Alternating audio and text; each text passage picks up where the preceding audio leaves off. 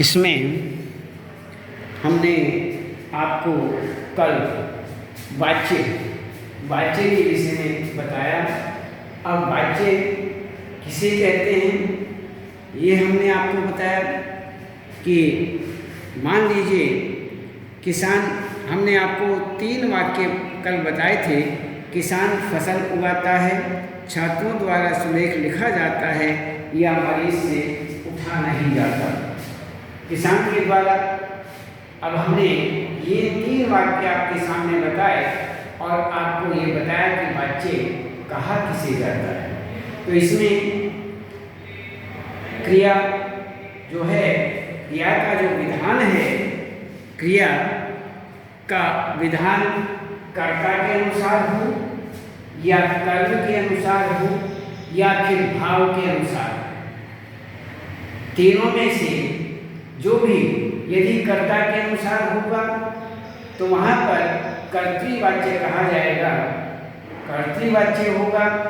यदि कर्म के अनुसार होगा, क्रिया का विधान कर्म के अनुसार है तो वहाँ कर्मवाच्य कहा जाएगा। और यदि वह भाव के अनुसार है तो उसमें भाववाच्य कहा जाएगा। तो 3 इस प्रकार से तीनों, एक कर्तृवाच्य, दूसरा यहाँ पर कर्मवाच्य और तीसरा भाववाच्य। तो तीन हमारे सामने। तो इस प्रकार से तीनों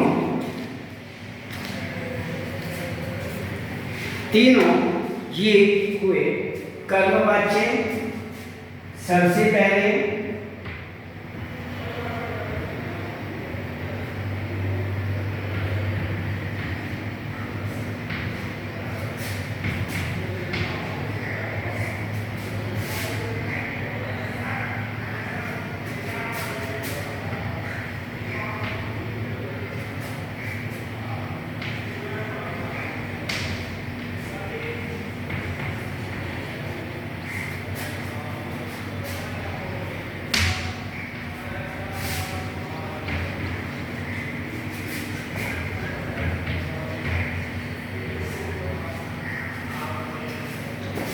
तीन हमारे सामने, कर्तृवाच्य, कर्मवाच्य और भाववाच्य।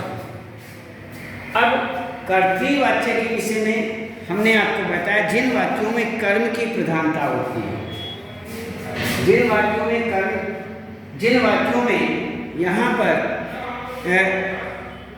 इसमें कर्ता के विषय में आपको बता रहे हैं। जिन वाक्यों में कर्ता की जो प्रधानता होती है उन्हें हम कर्तृवाच्य के नाम से जानते हैं, उन्हें हम कर्तृवाच्य कहते हैं।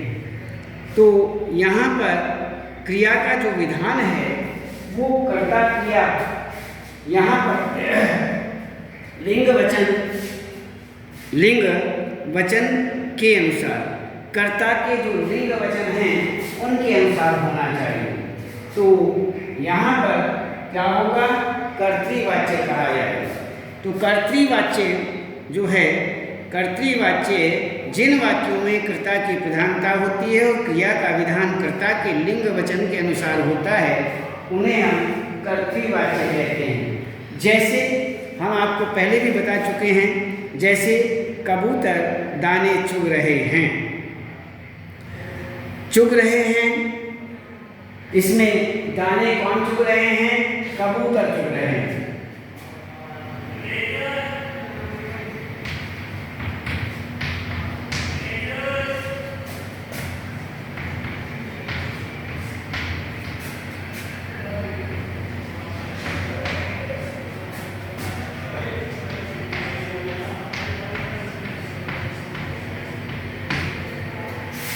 कबूतर दाने चुग रहे हैं, इसमें दाने चुग रहे हैं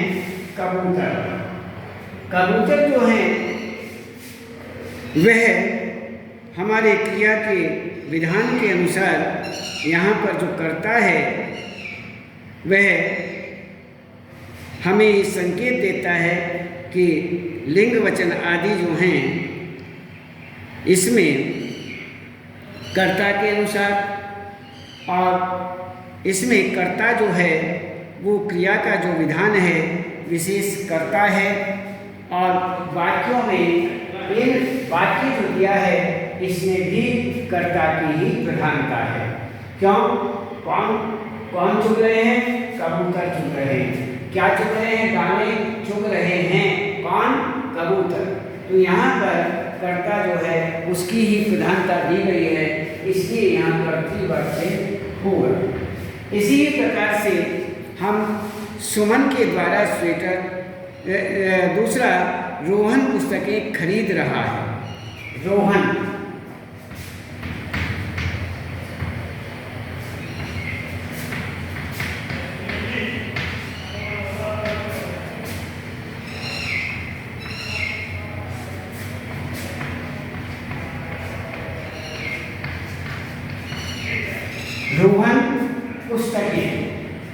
पुस्तकें खरीद रहा है।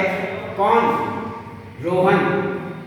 रोहन खरीद रहा है, पुस्तकें खरीद रहा है रोहन, इसलिए रोहन जो है हमारा कर्तृवाच्य हुआ। क्यों? इस वाक्य के अंतर्गत किसकी प्रधानता है? हमारे कर्ता की प्रधानता है।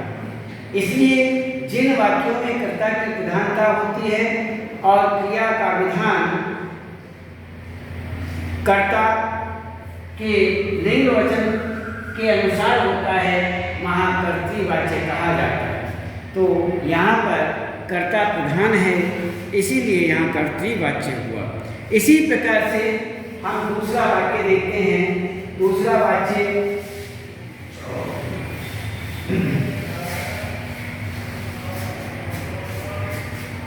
कर्मवाच्य। कर्मवाच्य में कर्म की प्रधानता। जिन वाक्यों में कर्म की प्रधानता होती है और क्रिया का विधान, क्रिया का जो विधान है, विधान कर्म के लिंग वचन के अनुसार होता है, वहाँ पर कर्म वाच्य कहलाता है, वहाँ कर्म वाच्य होता है। जैसे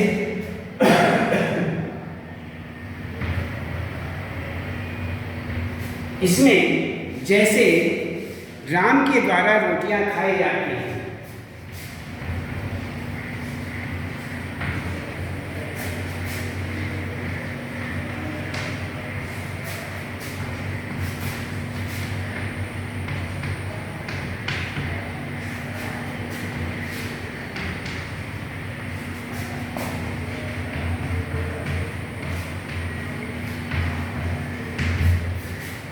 राम के द्वारा रोटियां खाई जाती हैं, सुमन के द्वारा स्वेटर बुना जाता है।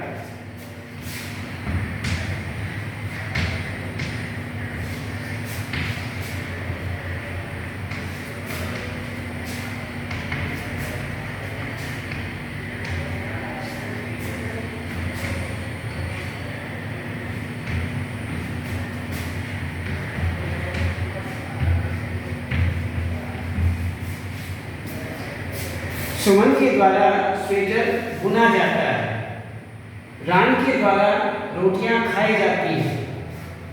किसके द्वारा खाई जाती है? क्या खाई जाती हैं? रोटियां। किसके द्वारा खाई जाती हैं? राम के द्वारा खाई जाती हैं।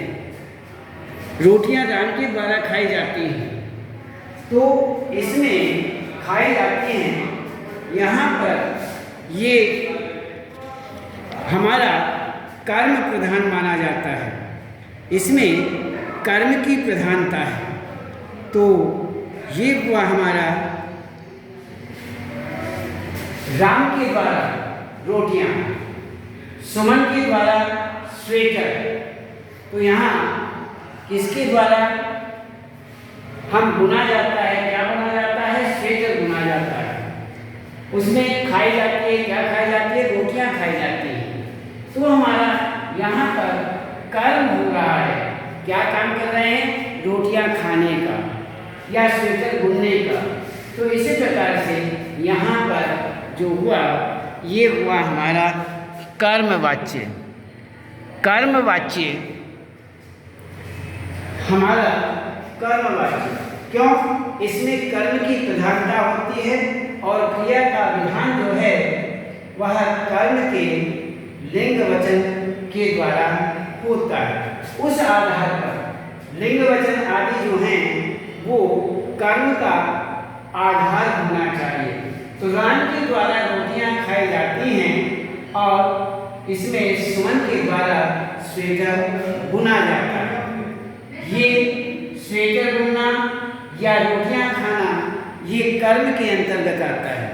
कर्म की प्रधानता इसे बताई गई है। तो ये हुआ हमारा कर्म प्रधान कर्मवाच्य। तो इसमें अब हम देखते हैं भाववाच्य।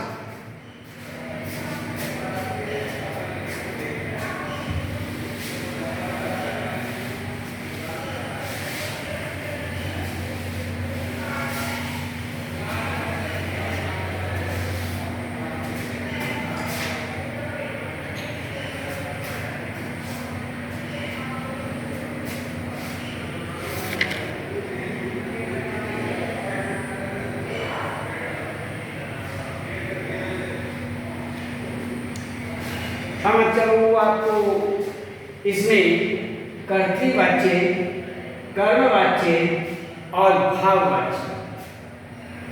अब हमारा आया भाववाच्य। कर्तृवाच्य की परिभाषा यदि सहज हम देखते हैं तो जिन वाक्यों में कर्ता की प्रधानता होती है,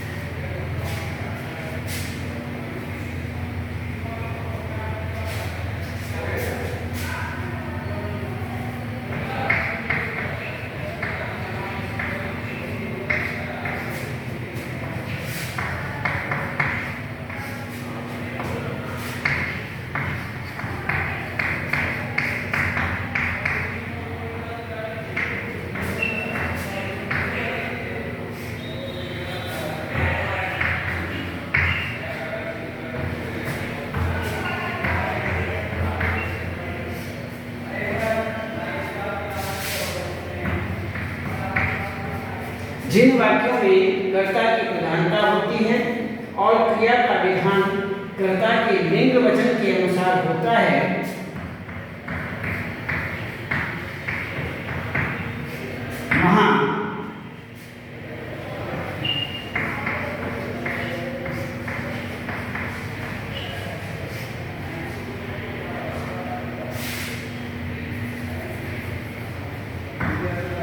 वहां कर्तृवाच्य होता है।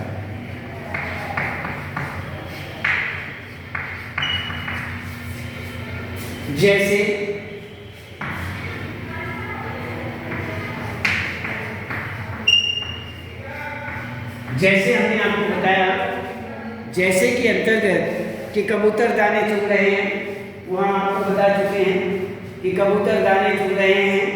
और उसके बाद यहाँ पर रोहन पुस्तकें खरीद रहा है। ये वाक्य जो हैं इसके कबूतर दाने चुग रहे हैं या अन्य रोहन जो है पुस्तकें खरीद रहा है, ये इन वाक्यों के उदाहरण हुए। तो ये हुआ हमारा कर्तृवाच्य। इसी प्रकार से हम इसमें एक कर्मवाच्य के अंतर्गत देख लेते हैं।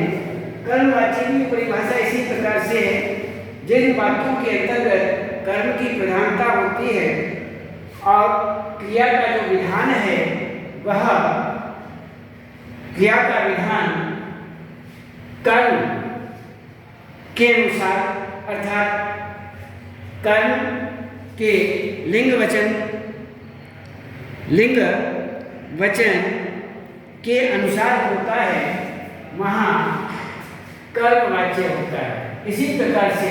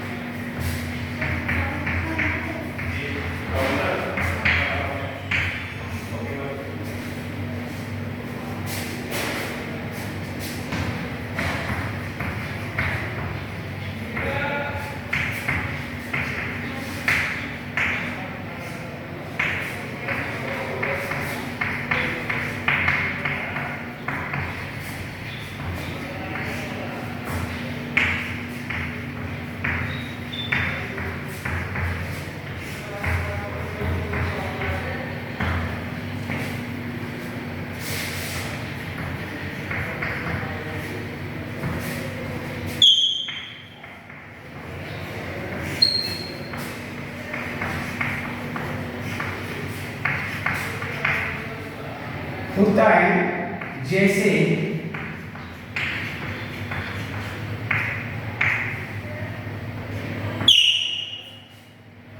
इसमें जैसे हमने आपको बताया कि कर्म वाला कि राम के द्वारा रोटियां खाई जाती हैं, सुमन के द्वारा स्वेटर बुना जाता है, वे उदाहरण दोनों इसमें आ गए।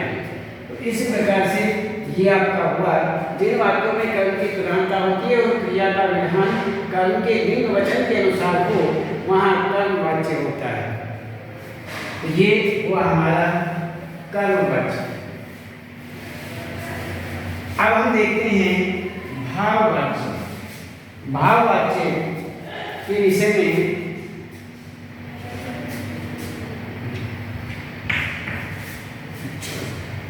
भाववाच्य में हम यहाँ पर भाव की प्रधानता, इस वाच्य में जिन वाक्यों में कर्ता और कर्म दोनों गौण,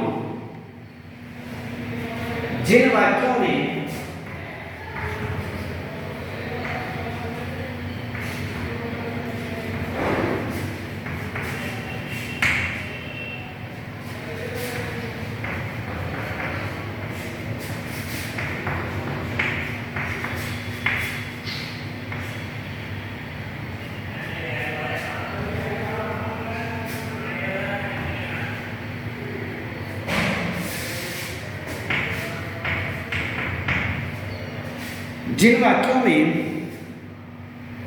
कर्ता और कर्म दोनों ही गौण,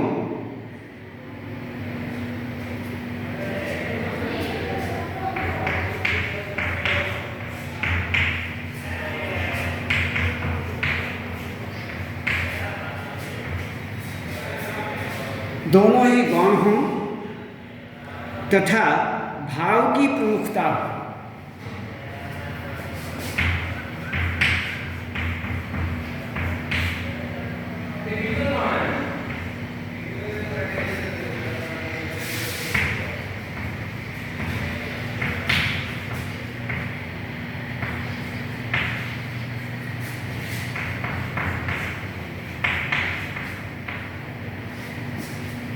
कर्म दोनों ही कर्ता और कर्म दोनों ही गौण हों तथा भाव की प्रमुखता हो और क्रिया का विधान भाव के अनुसार।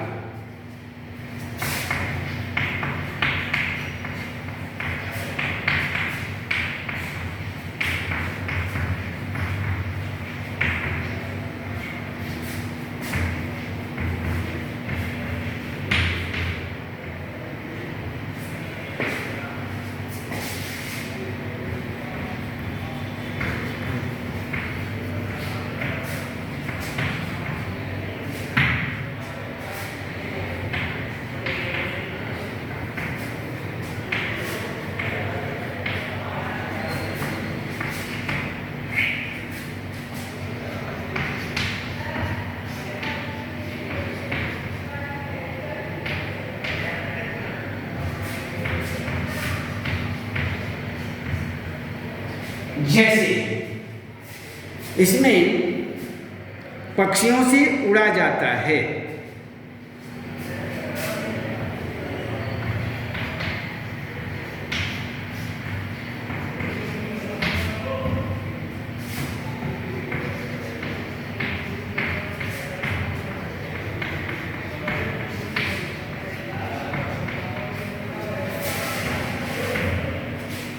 पक्षियों से उड़ा जाता है।